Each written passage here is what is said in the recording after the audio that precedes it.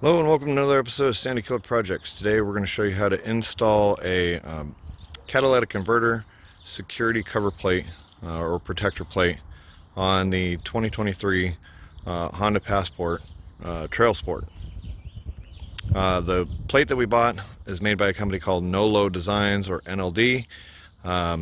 It's a fairly expensive plate, but it's about the only good quality one I could see on the market, and it's a fairly simple install. So let me show you what's got to be done. Point of reference, this is what the kit looks like. It's two big 1/4 inch thick stainless steel plates. This one has to be installed towards the front, which is why I have it oriented that way, and then this one is actually the one that goes over your catalytic converter. It comes with a couple of bolt kits, one that's marked C that has some big heavy duty bolts and a long bolt in it, and then one that is marked M, and this one is for if you do not have drop brackets on your undercarriage stuff already. This one replaces some bolts that are in there, and it is marked with an M. That is for the rear plate.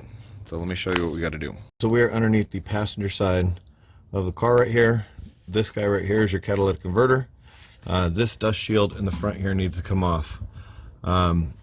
This is looking towards the front of the car. This is the front right here. The bolts in the front are M6 and take a 10 millimeter. There's some pop pins that are in the back right here that have to come out completely. We'll take those out and show you what they look like. This plate comes off and doesn't get used. The reason why is because the new plate that's going to go here has some mounting holes that allow it to accept the catalytic converter cover that goes over the back of here. Okay, so once you have the front dust cover skid plate off, there are 3 bolts, as I mentioned. These are those. You're going to reuse those, so don't get rid of them. Then there are 2 push pins that go into the side of here and get pushed in. All you have to do is put a flathead screwdriver underneath it and pop it up. Once it does, that'll release this clip from the hole. The hole is going to be used for part of the skid plate. Okay, so for point of reference, your catalytic converter is right there.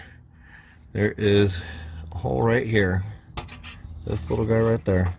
That's where that push pin used to go. So what we have to do, and this is actually the trickiest part of this install, is there's a flat bracket and a bolt that have to fish up through this hole and drop down into this hole. You can put something on this to hold it in place, maybe like a little wrap of tape or something to keep the bolt from backing completely out.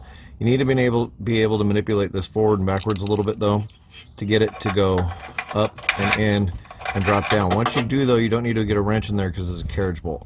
So this has to happen on this side, and then on the driver's side, in the same spot where the old mount used to go, same thing. You have to fish that bracket up in through that hole. Once you have the bolt sticking down through, there's nuts and washers that come with that part of the kit that are used to help install the plate. But I got the bolts in. I'm just showing you how they go. I put these in by hand. I didn't use anything to get them in. They actually dropped in pretty quickly. I just slowly fished them up and in, and then the bolt dropped down through the hole. There's the driver's side one sticking down there. So the next thing we're going to do is start installing the plate. Okay, as you can see, I have the plate partially installed. I have the front 3 screws in about hand tight. And then for reference, there's a little slit built in to this plate, so you can move it a little forward and back and get it to line up with the bolt that's just above that. That's where these guys are going to go. Those go up in. Everything on this point is 10 millimeter. Those 3 bolts in the front and the nut and bolt that go onto this guy and the one on the other side. You just have to manipulate it around a little bit, line it all up, and get everything on and tight. Here's the front plate completely installed. 3 stock bolts in the front. Their carriage bolt set up in the rear. There's another one on the other side. It looks exactly like it. Of all of it on this first plate, this was by far the hardest one to deal with, but not that long. Only took me maybe 5 minutes, 10 minutes to get the whole front plate on. So here's the rear plate, and this orientation is how it's going to get installed, directly up over the catalytic converter.